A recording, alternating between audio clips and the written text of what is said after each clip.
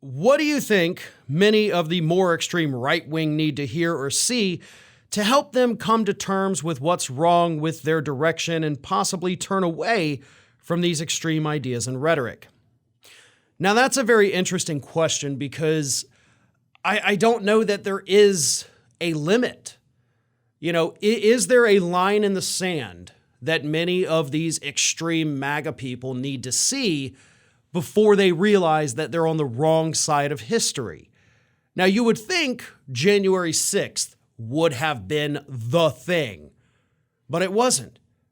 Especially not when you have lawmakers like Marjorie Taylor Greene and Jim Jordan and Louis Gohmert and Matt Gaetz who have downplayed the significance of that day, who continue to go out there and tell us that these people in prison are somehow political prisoners. They're being persecuted for their political beliefs, which, as we all know, is not at all what's happening with these people. They broke the law very blatantly, very obviously, all of it on film, and they deserve the punishments that they have coming to them. But the downplaying of it by these major national figure lawmakers lets these MAGA people, the extreme right, know that, hey, we've got lawmakers on our side. And as long as they have that, they're not going to see the problem with their behavior.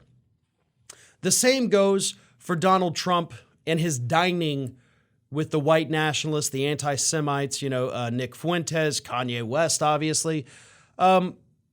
When Trump does this, it's a signal to the people who hold those same beliefs that this is okay, that you, quite literally, have a seat at my table, that I will listen to you and I will respect your opinions and I'll be that sounding board that you want. As long as we have lawmakers who continue to embrace these individuals, like, again, Marjorie Taylor Greene, because she's a great example, speaking at that event, introducing Nick Fuentes, shaking his hand up there on stage, that normalizes this kind of extreme behavior in the extreme rhetoric. So is there a line in the sand for these people? I don't think there is. I don't think there will be one single event, one single revelation that makes a lot of them wake up and say, you know what?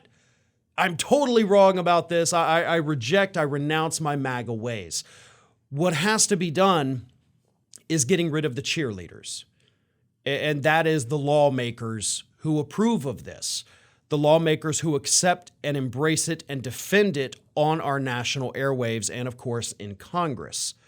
When we get rid of those people, when we can vote them out of office, which for many of them, unfortunately, it doesn't seem like a real possibility. They're either in deep red districts, they're in heavily gerrymandered districts. So it's going to take a lot of time. And until then, we continue to point out the hypocrisy. We continue to point out the stupidity of these individuals, of their actions. And we hope that every now and then, one person, two people here and there, whatever you can get, we hope it kind of deprograms them and convinces them that everything they have been doing for the last 6 or 7 years is completely wrong. May not be able to convert them over to the left, but if we can just make them no longer extremists, then we got to count that as a victory. Thanks for watching, and if you like what you saw, don't forget to like, comment, share, and most importantly, subscribe to our Ring of Fire channel here.